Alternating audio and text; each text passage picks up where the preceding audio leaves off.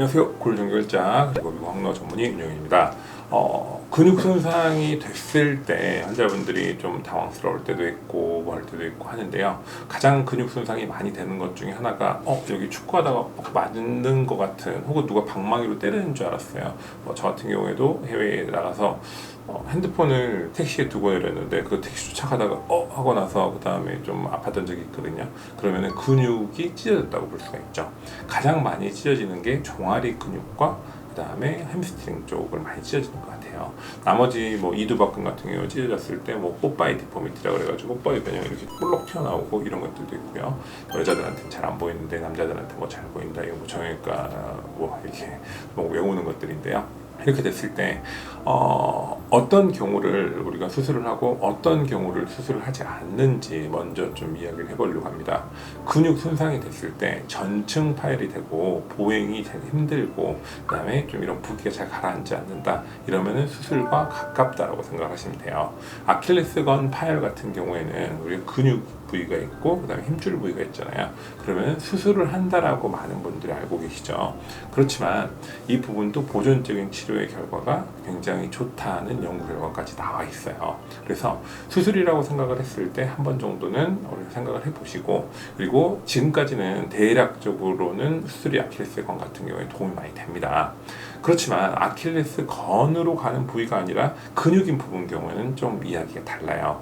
근육층이 몇 퍼센트의 파열이냐에 따라서, 즉 10%냐, 뭐 20%냐, 30%냐, 혹은 60에서 70%냐, 혹은 전층 파열이냐, 여기에 따라서 다르거든요.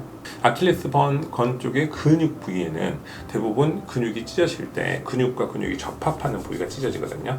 이런 부분은 처음에 압박을 해놓고 잘 움직이지 않으면 대부분 피가 흡수가 되면서 잘 붙어요. 그렇지만 약간의 좀 안 좋은 부분들이 남거든요. 이런 부분들이 남으면서 지속적으로 약간 기능 장애를 만든다든지, 혹은 기능 부전, 좀 제 기능이 잘 안 나오는 것들이죠.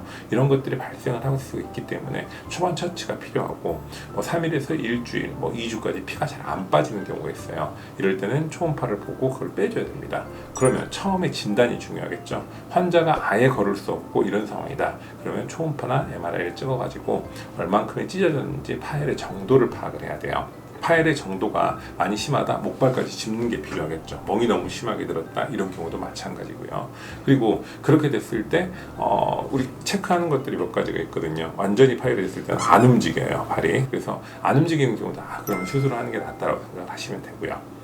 근데 그냥 근육이 접합하는 부위가 좀 찢어졌다고 했을 때는 여기에 대한 것들은 처음에 수술을 절대 안 한다는 사실을 기억하시고요. 그리고 추후에 문제가 될 수 있다, 즉 재파열의 빈도가 높아진다고 생각하시면 돼요.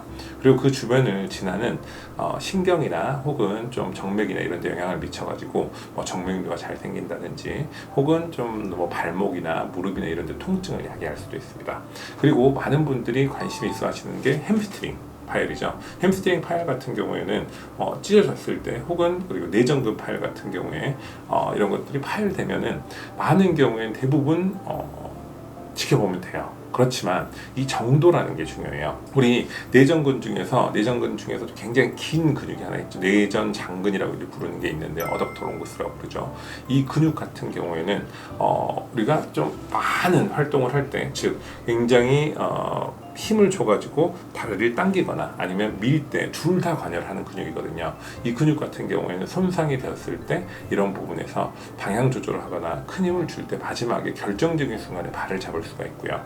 그래서 이 부분이 파열이 됐을 때 잘 안 낫게 되면은 재파열이 또 생기고 주변에 있는 근육에 손상을 줄 수 있다는 연구 결과들이 발표가 되어 있습니다.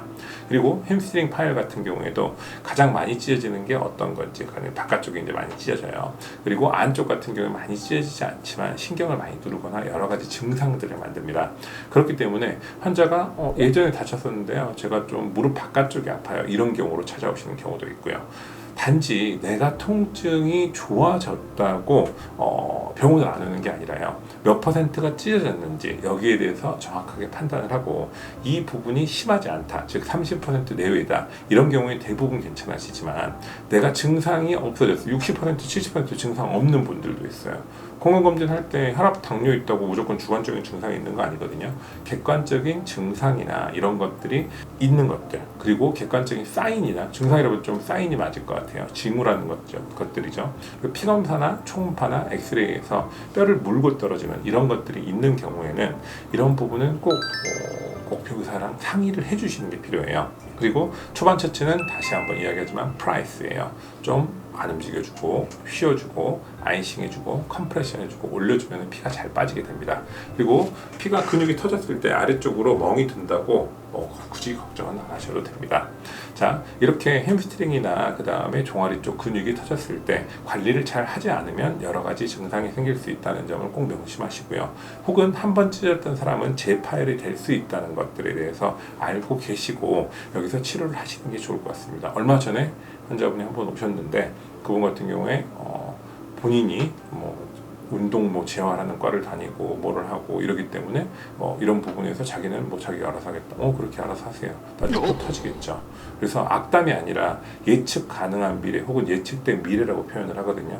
제대로 치료를 안 해놓고 그 부분에 대한 테이핑도 안 하고 어떤 근육이 터졌는지도 모르는 상태에서 그냥 주관적인 증상으로 내가 통증이 없어서 걸어다니고 막 쓴다.